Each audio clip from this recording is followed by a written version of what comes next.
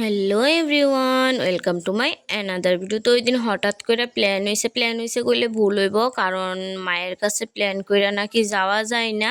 মার যখন ইচ্ছা হয় তখনই নাকি যাওয়া যায়। তো ওই দিন মার ডাক পড়ছে, যার লেগে আমরা যাইতে পারছি। অনেক দিন ধরেই মার কাছে যাওয়ানোর ইচ্ছা ছিল, মারে পূজা দেওয়ানোর, বাট মা চাইছে না, তার লেগে যাইতে পারছি না। তো ওই দিন চাইছে।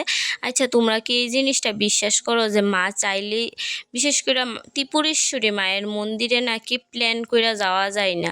মানে এটা আমার মা ঠাম্মা তারা যে মার যখন ইচ্ছে হইব তখনই যাইতে পারবি, মার ইচ্ছা না হইলে কেউই যাওয়ানোর সাধ্য নাই তার।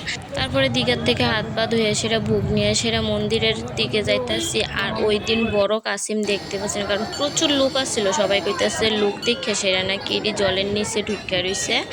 তো আর এত মানে কি কম, আমরা অনেক বড় লাইন দেখো। তারপরে আমরা মানে পূজা দিয়ে সারণের পর আরও লোক বেড়ে গেছে, এত লোক।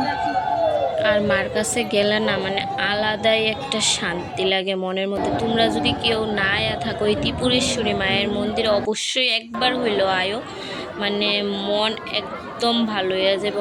খুবই শান্তির জায়গা এটা। দীপা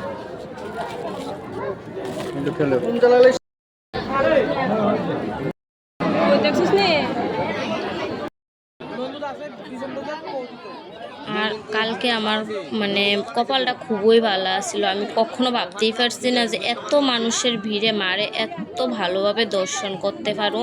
তো তোমরাও মারে একটু দর্শন করে এলেও তো। তারপরে এইদিকে ফুটা নিয়ে সেটা ভোলে বাবারে দর্শন করতাম গেছি।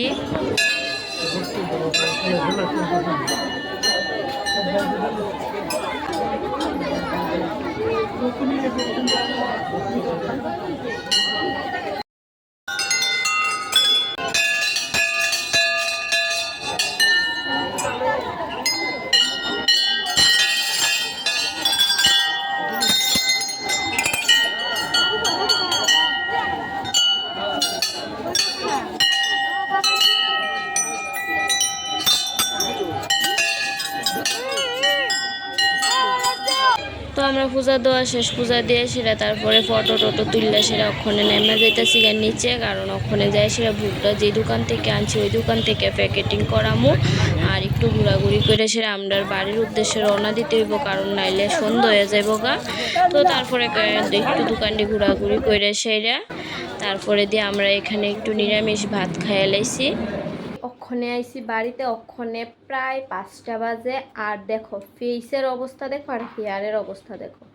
আমার মতো কার কার কোথাও, বিশেষ করে কোথাও গেলে মানে ফেস যেমন কালো হয়ে থাকবো, হেয়ারের অবস্থাও খারাপ হয়ে যাবে। তো তোমরা কার কার আমার মতো এরকম অবস্থা হয় কমেন্টে জানাই। আর ভিডিওটা ভালো লাগলে like comment share follow and subscribe করে দিও। তো চলো, লাভ ইউ, টাটা।